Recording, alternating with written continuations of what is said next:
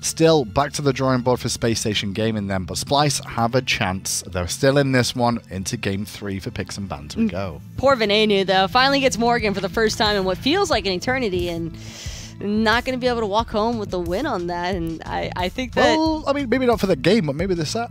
Maybe for the set, possibly, yes. But if you ask Spacestation, I'm sure they probably would have much rather taken that one home over there in Game 2. Now, instead, they've got to try and figure things out here in the final showdown between these two. Interesting enough, though, that Splyce has managed to be first pick all 3 games in this set as well. Spacestation Gaming clearly like to be second pick, and Splyce clearly like to be first pick, because when Splyce have lost, they've selected first pick. When Spacestation have lost, they've selected second pick. I think it also depends on who you're going up against in the SPL. That can kind of determine whether you want first or second pick. Against a team like Splyce, since they're so unconventional with a lot of their choice selections, last pick. I would rather have the last pick against them. I think that Spacestation are with the right mindset here, allowing Splyce to have the go-ahead. No Posh first pick this time. Instead, it's going to be Naja taking that one away from andinster and potentially giving it over to Cyno, which is one of his go-to gods. There's been a lot of bans towards Cyno so far from Spacestation Gaming, and now he's going to get a priority pick this time for his team. I think that this might have also been the result of Spacestation maybe expecting Splyce to look for a hat-trick Posh gameplay. Okay, maybe it was, yeah, you could be right indeed.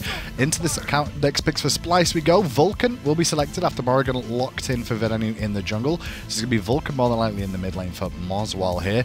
And a very early Anhur pick, I feel that was. Vulcan also one of moswal's, I think, original gods that he started really building his name off of in the mid lane. At least when it came to like the ranked and amateur scene, moswal was definitely a member to be feared whenever he was on that Vulcan. I'm not sure that he's necessarily pretty prime level with it by any means, but I do think that the follow-up Splyce have going for them right now off of this Naja ultimate could lead to some very promising mapping gauges. Definitely always gets interesting when you get to a Game 3 in these sets, because the picks and bans do get kind of, you know, outweighed the change quite considerably. No Athena through the first section whatsoever when she's been priority banned or picked in the first phase for so long, and a Game 3 means, you know what, let's not pick her.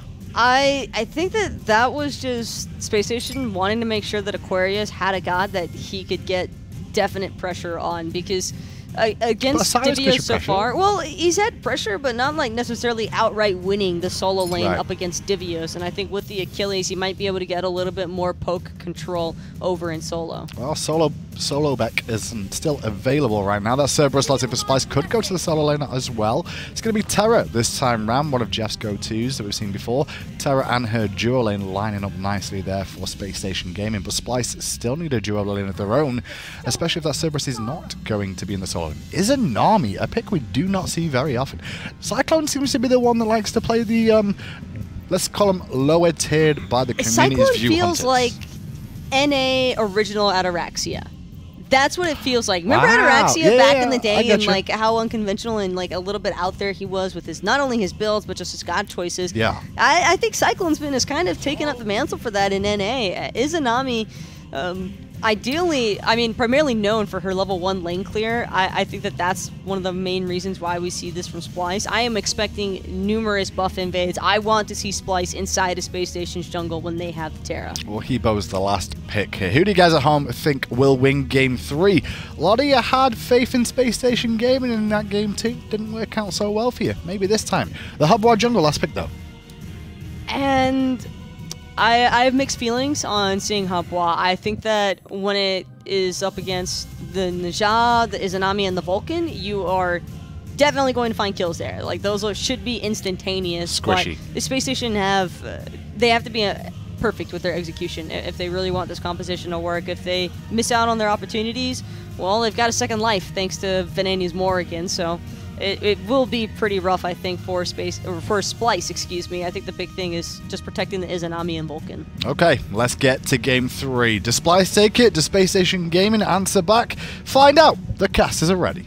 Splyce answers back in a big way in Game 2. So now we have Game 3. Finch and Anhur here to bring you the call as Space Station Gaming try to close this one out. And already, JeffHindla kind of keeping that wave pulled back, but Ryan, we were talking about this, man. CycloneSpin played the Xbalanque 2 games. Now he's on this Izanami, right? moswal played the Aquarius, now on the Vulcan.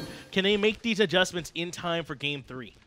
I don't mind the Vulcan. I think that is a pretty easy adjustment to make. Vulcan, a pretty traditional mage, but man, I don't know about the Izanami pick. I am just not a believer in this pick at a competitive level. It's so easy to punish.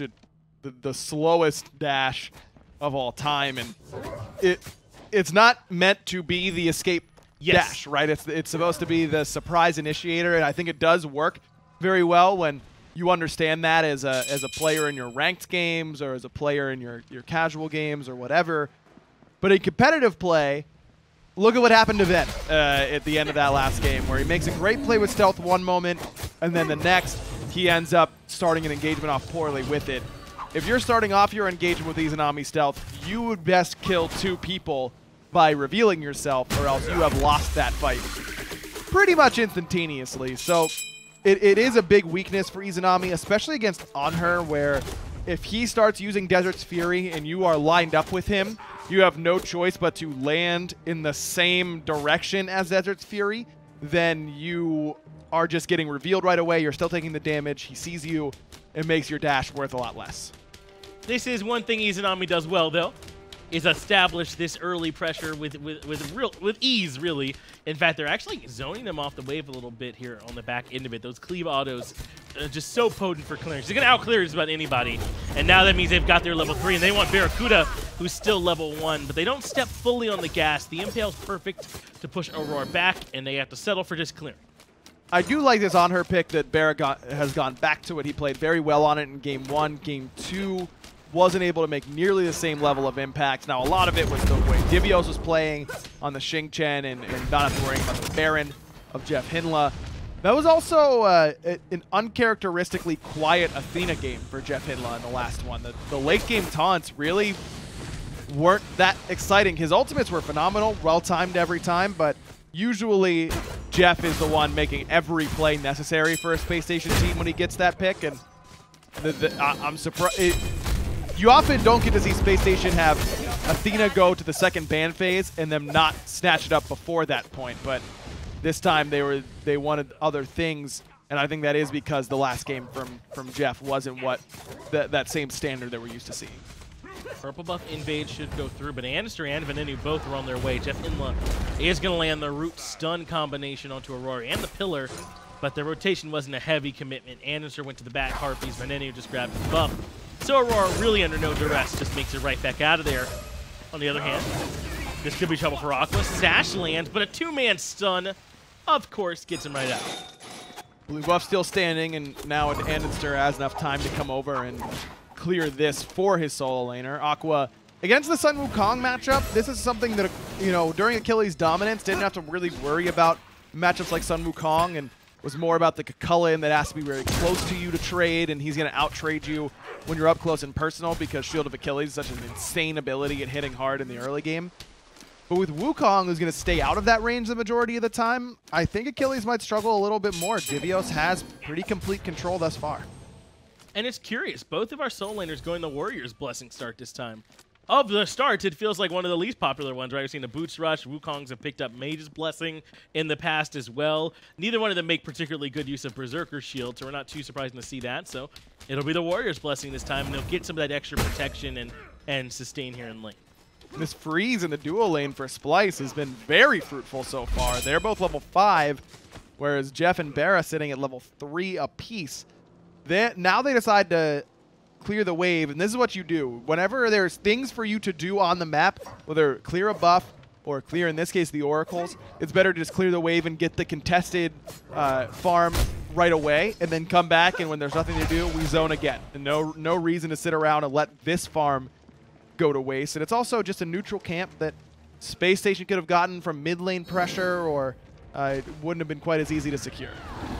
Aror going to jump in aggressively, has Stygian Torment, but not going to be able to pull in JeffHindla with it. BaRRaCCuDDa will get burned. Ultimate from Cyclone brings them both low, but again, no chance for a kill. Very patient where Space Station, no relics used.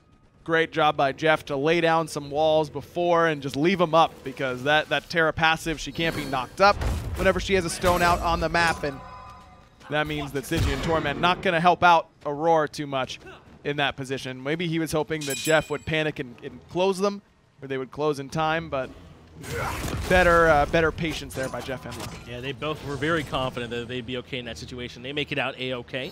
Aquarius a little too early for this blue buff, but he is waiting around on it. Means there will be time for Divios to clear and come contest him as moswal in trouble in mid-rushing wave. Deletes him instead of Venenu to find first blood. Ben's going to transform into the Habwa. Now with CycloneSpin's rotation, there should be an easy kill here if those autos can connect. Ben is a nutcase. I won't accept Are this. you kidding me, He's dude? a nutcase. Okay, he's dead. He's dead. He's dead. He's dead. He's got to be dead. There's no way he's not dead. There we go. He's dead. We made it. We're good. I'm okay. Everything's right in the world. We're good. It shouldn't have gotten to that point, though. Are you kidding me? It shouldn't have. But it he did. He did end up dying. You know, they don't think it'd be like it is, but it do. RT, dude. And in that case, it is indeed that way. Divios willing to expend the ultimate just to make sure he secures the buff in that case. Cyno got to fall back with both Aqua and JeffHindla here, but still wants those camps. Aqua's still nearby. Cyno should be able to clear these pretty quickly. Oh, well. Aqua gets 2 of 3, and Cyno is very dead. dead. Oh, he had though, Aegis. Okay. Fatal strike. Nice auto, I thought, would be enough, but Cyno with the easy 7 HP, apparently more than he needs. Yeah, who needs more than that? Now moswal's in trouble in the middle lane. Earth and Fury drops. Venenu gonna clean this kill up. It goes to JeffHindla, but the damage felt like all came from the mid lane. CycloneSpin with pressure in duo. Can't quite find the kill, but what started off slow over the last 1 minute has kind of exploded, hasn't it? There's been a ton of action. Yeah, a lot of pressure on the moswal, and this Vulcan pick is so good whenever you are running at the opposition, when you've got the momentum on your side, but when you don't, it's very difficult to play because it is so vulnerable, and this Terra selection is perfect in the face of it. It's curious that Splyce went away from the op wash that had been working. It's the same sort of idea, I suppose, with this Vulcan pickup, but this Terra pick, I think, is in direct counter to that same sort of immobile mage style, but you're less likely to pick Terra against Opwash because Fleeting Breath stuns anyone that hits whenever you use Earth and Fury, so Terra gets a little bit less appetizing in that spot. And shouldn't have that same issue here in this matchup. I do want to go back to that play. As much as I like what Venenu did with the stealth and hiding by the tower where they wouldn't expect where he was and try and get away from it, he shouldn't have been in that situation, right? He transforms into the Habwa, and I think it's the crushing wave into the tower is what ends up happening. He ends up taking a shot. He's too far in the wrong position.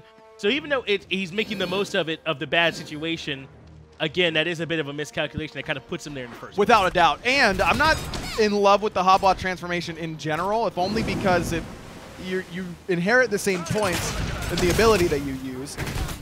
You've got a leveled up Atlas of the Yellow River when you transform into Habwa right now. Once Ven, now he's level 9, has already put a second point, I bet, or a third point even, into that Deadly Aspects. That's going to be the stun. So that means that he'll get a lot more value out of that Habwa transformation as the game goes on. It probably is his best option alongside Terra. I think Terra Ultimate would have been better in that spot for Venenu to transform into. Should be looking at what Zeros loves to do on this Morrigan pick. Terra, one of his preferred transformations, and for good reason. Earth and Fury is a long tooltip, and that's usually an indication that it's a good ultimate. Yeah, definitely. There it is. That that block of text, the Atlas that is her No, the Atlas is the Yellow River. That's the Habwa. Oh, good call. That's my mistake on that one. The Atlas of the Yellow River. That's what Anderson uses. Yeah. That's okay. It's the water card. Yeah, I know. We already went over this. Anderson going to use that Atlas to try and get some damage on 2 or more, but not really much more is going to come from the back end of that. But Anhur securing their own buff. It looks like Splyce don't want to give this up. CycloneSpin does still have a bit of an experience lead over BaRRaCCuDDa they earned with that early pressure, and they want to try and capitalize. Venenu lurking in the jungle, but not aggression. He finds moswal and uses B so he can transform into Venenu. Can't find the ultimate either, and now it's moswal with the return damage. Divios is zoning everybody from Spacestation. No one comes to help Ven, whose pre-beads were well-intentioned, but didn't get a whole lot of value in that spot. Still didn't get ulted by Cyno because of the CC immunity from Crushing Wave, but still a bit too ambitious with his pathing. And that didn't quite work out for Venenu this time. 1-2-1 now in the Morrigan, as so far both transformations I feel like have put him in mortal danger, and he's ended up falling as a result of them. Gonna need to find a little bit more success with it early on. But you're right, Divios had nice impact in that fight, keeping everyone else away. That what guaranteed that Venenu would be isolated and would end up falling. That is, without a doubt, because it's like, man, he's there for a while. Where is all of Spacestation, and what the hell is Divios doing at the enemy red buff at this point in the game? Like, pre-10 minutes, Divios was there. Don't think he teleported into that spot. I believe he just waltzed on over. Maybe he was invading the XP Harpies and ended up walking between the towers.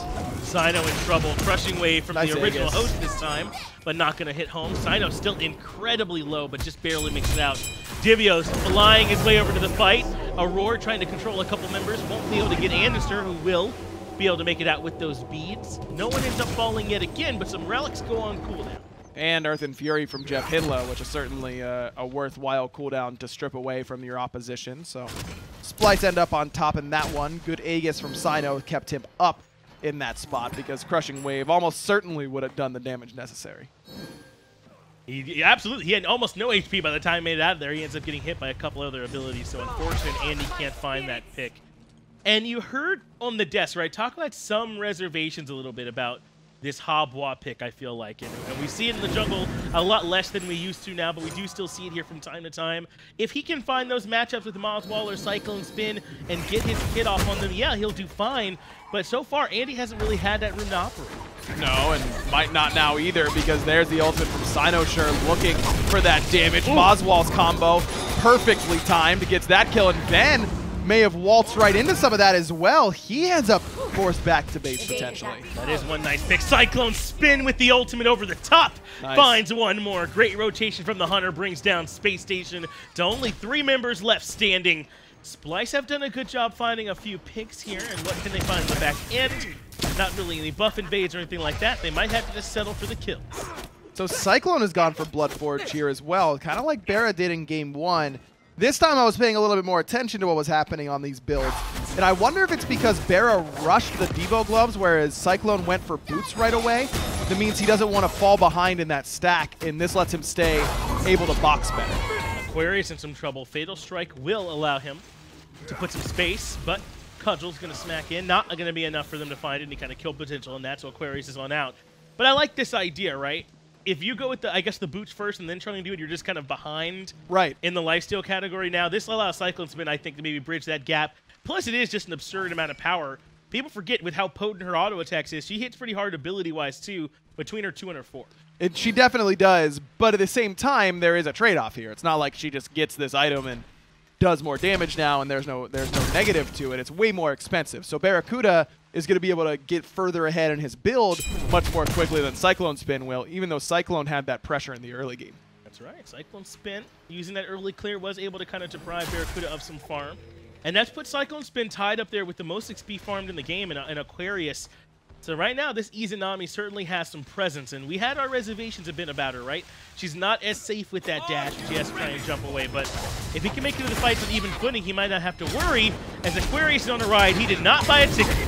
No, he's gonna fall here. Aurora, just in case, will secure that. His slow, his kill is Gold Fury pulled now by Spacestation in response. Look at where Moswal's hanging out, trying to ultimate and steal this away. He is going to be in range for it. That's good timing to drop it. They leased the objective, so it's not going to be able to bring it down, but andinster is quite low on the back end. Gold Fury goes to Spacestation, and Andy is going to blink past Moswal and make it out of there A-OK. Good idea from CycloneSpin, but great recognition by Spacestation of what Splyce wanted to do in that spot, which is use that dark portal over the wall. Not a particularly long range, so it's going to be hugging that wall, and Spacestation pull it away from where it's susceptible to getting killed. So Spacestation get Gold Fury, and Splyce get a kill in duo in solo, and get the Portal Demon, or Pyromancer rather. 2018, by the way. That ends up being in Splyce's favor by just a little bit, if only because it keeps Divios up and a little bit ahead. And experience really is where they're still feeling it, at least on the side of Spacestation Gaming.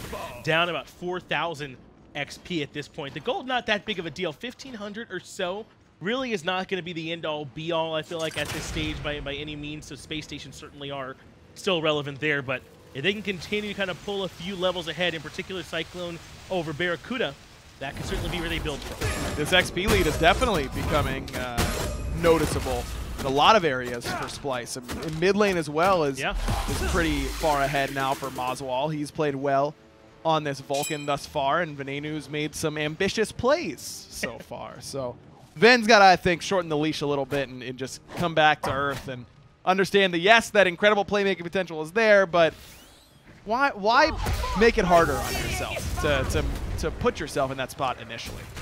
Divios is yet again here at the red buff. He's made the wraparound. He's very low, though. Crushing Wave has been expended. Aror blinks in. Ultimate comes out from moswal as well, but they're not connected on the same page. Doesn't matter. A CycloneSpin puts down Andy. Divios dunks over the top. CycloneSpin running the team fight with a big ult. That sets up Divios. Now JeffHindla in trouble. Double for the solo laner. 3 go down for Spacestation. Splyce looking good. They look great so far. I mean, that is a beautiful ultimate from Aror. His blink was perfect, as now Cyno is going to get the ultimate off onto Aquarius, and plenty of damage on that landing. With all these, you know, Cyno is an Erlong main, all these sorts of things, like, does everyone forget that Cyno is, like, king of Naja in North America? Like, you just don't give Cyno Naja. That's a thing. For good reason. The man's a monster at this character, and Splyce putting it on display not just for Cyno, but for the entire team. Cyclones play this Izanami very well, despite our reservations about it. Divios' rotations to red buff have been unexpected, but very impactful so far. And this is the thing with Splyce, because they absolutely have sets where they look like this, right? Yes. Where they look like they could be up at the top of North America. We keep saying it. And then they'll have sets where you're thinking, oh, well, this Splyce isn't going to beat anyone if they play like this, right? So they're still hot and cold. They got to find a way to do this consistently. But when they play all on the same page, they really can take sets off of Spacestation and United, for that matter. They really are right up there with them. And it's on the back of picks you don't always see a lot of the times, right? Like CycloneSpin on this Izanami pick, right? We don't see a ton of Vulcan anymore, but moswal is playing it well as well. I mean, Splyce sometimes can look like this version of them. And that's what's so frustrating for fans of this team, I think. It really is that you know they've got it in them, and it's just a matter of drawing it out consistently and in the right positions. And it hasn't really happened quite yet for Splyce throughout an entire split. They had a really good summer split, were very close to making land, but ultimately fell short because of some losses that they probably shouldn't have had. Maybe this will be the split where they're able to turn it around and get consistent, because I think this is a really sleeper team for positioning well coming into HRX in the placement stages, because they are such a unique team to play against that I think they could give European teams who haven't had to play against them yet in Season 5 some trouble. But they can't, number one, have inconsistent performances, and number two, can't get in their own heads and ahead of themselves on the picks that they do. Because like you said, they pick weird stuff sometimes, and I think they try to get a little bit too cute when just playing their own game is good enough to beat the best teams in the world whenever they play at the best. When they're able to play at that level, and they've got the opportunity now. Splyce pushing down tier 2 in left. Divios is the one on tier 2 in mid. Duty Venenu does not want to reveal himself here. As Earth and Fury hits everyone, Aqua finds the stun and a Cyclone. He will be able to reposition, but Aror gets executed. Aqua finds that one with the fatal strike.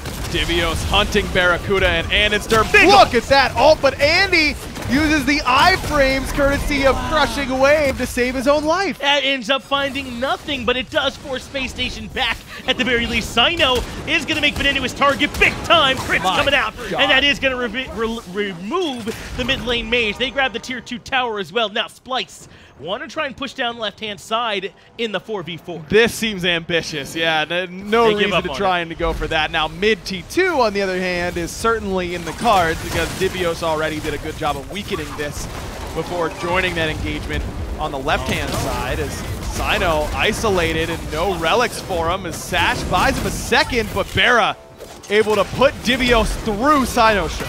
And just like that, that ends up causing a big problem. That's good return damage on the andinster. Sunder, it looks like, comes out as well onto Aqua. I'll follow up on that one a little bit later, but this is the disengage. Spacestation can't find any more, but that definitely hurts, losing Cyno on the tail end of it. They grab tier 2 in mid, tier 2 in left. They should be able to get this Gold Fury as well, but just barely on the cusp of getting a little bit more. I mean, as long as Spacestation can't contest this Gold Fury, losing Cyno basically ends up being irrelevant. There's no way Spacestation's going to get a lot out of this. I think even with Cyno up, Spacestation can get this Pyromancer without a contest, but now Spacestation need to do to Splyce what Splyce did to Spacestation in Game 2 of this set, which is turn around a heavy deficit and find a way to eke out a very important win. Well, our space station in that same position to try and get it done. Venenu now 4 levels behind moswal. I mean, that is just rough in terms of the impact he'll be able to have. And he doesn't have the normal build that we've seen from where we said messengers in there trying to give him extra movement speed. It's a different build path he's going. Andinster 2 levels now behind Cyno on this Halbois in the jungle as well. Do they even have the tools to try and climb back in?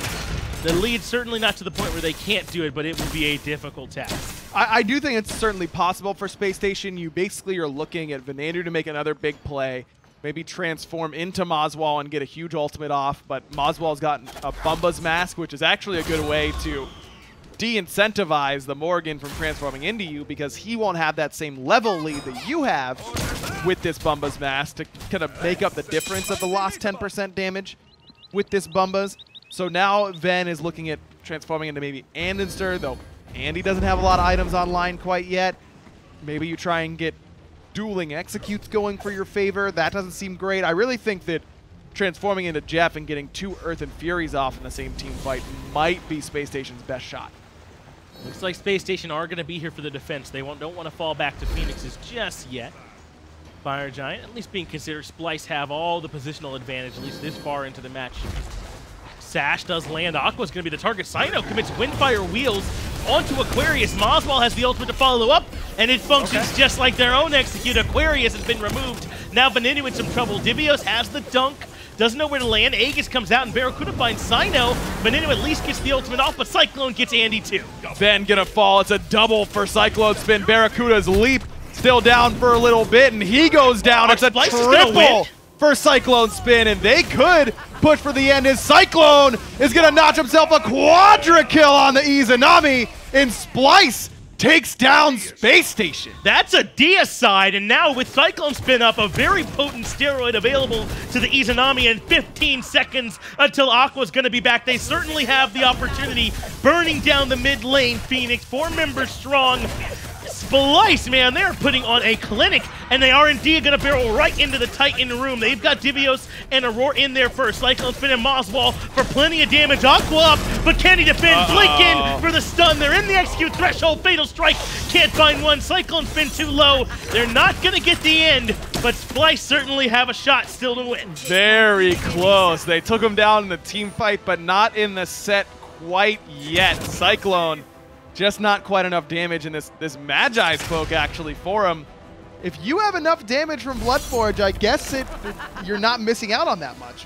Bloodforge is basically an item and a half worth of power, so it doesn't end up hurting you quite as much as you normally would. Venenu, though, could be in a little bit of trouble as Divios has found him. Cyno instead goes on to Andinster. Aror right here to keep shredding the prots. Nowhere for Venenu to go. Aror finds that first kill as Space Station Gaming perhaps overstep.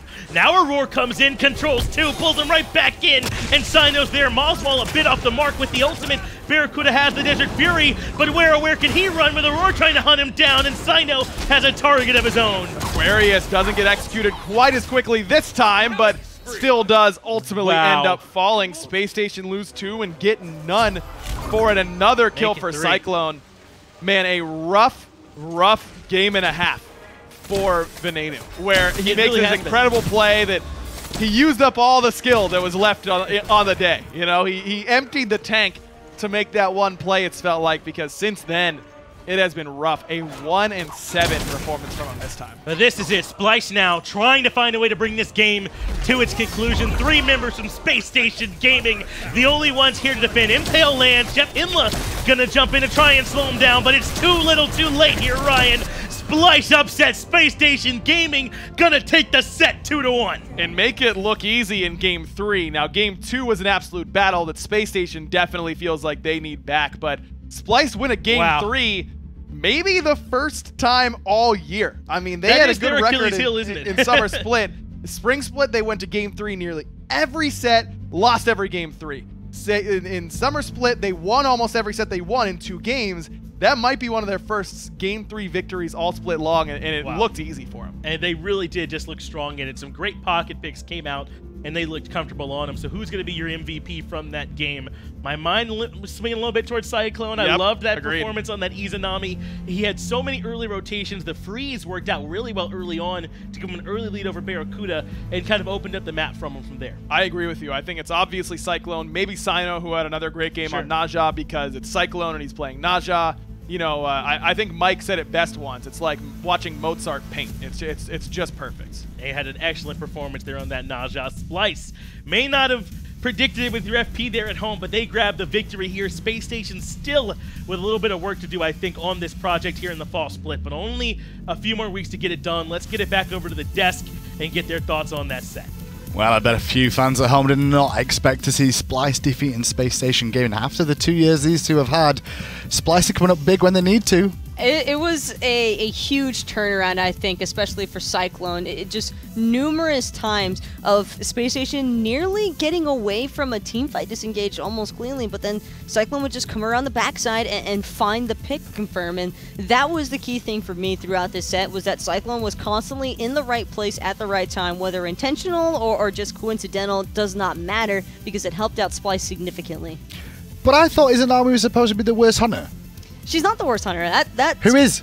probably Cupid. You reckon? Yes. Well, Cupid gets played in the SPL too. I'm so confused now. Funballer has, but he hasn't had a whole lot of success with the god. It's just the Fields of Love, Okay. Sprint being so popular. It's hard to make Cupid a heavy factor, but Cyclone did such a fantastic job piloting this Izanami. I don't think we could have asked for higher execution of this gameplay of the god. No surprise then, he's also going to get himself the MVP too. Credit where it's due though to the whole roster. Cyno looked great on the Naja, so did moswal and the Vulcan, two of their go-tos, but Izanami came to play, and Cyclone, you can see some cheeky kills towards the end of the engagements. We're like, I'll just wander over here. And I was talking to you about the Bloodforge as well, which is interesting. We don't see too many Bloodforges these days, generally against burst comps, but Izanami is a special case. Izanami, at times I would argue Bloodforge to even be her best possible option, because you can get the strong proc effects for Devos and even Transcendence of the Power, but it's because you have to rely so heavily around the Sickle Strike from level 1. It's just awkward because it's so single target when you're in that first ability channeling from Izanami, but you just get a lot more benefits, I think, from the Bloodforge in the long run. And I think that with the way that Splyce have chosen to play not only game 1 and 2, it was the right mindset for Cyclone to be in, because a lot of these games did end up going longer. Is this concerns though, real quick, for you for Space Station Gaming now losing a game like this to Splyce? Is this a concern factor that the fans should be worried about? I think that Space Station are in danger of possibly losing out on their second place positioning as the weeks go on. We're going to have to wait and see. But Splyce have, in fact, just put themselves in a nice spot for, or a nice chance, I should say, to try and work their way into that top 2 standings and maybe see if they'll even catch up to E United. But as far as performances are concerned, I am not surprised. I don't think that this affects my perspective of Space Station and them being any weaker or better. I mean, some people might have assumed that Space Station already had everything figured out, and yes, they have looked better, but I definitely think there's still a lot of work to go, and Space Station are certainly aware of that also. But Splyce have been I don't want to call them a dark horse contender right now. Sleeper, I guess, is the best way of saying it, in a right? sense, yes, because they were cold in spring. They were super fantastic towards the end of the summer split. I'd say even the entirety of the summer split right up to the very end. And now in the fall, with everything leading up into Worlds and whatnot, I think that Splyce are still kind of in the same place as Space Station. They're just trying to figure out their own identity right now.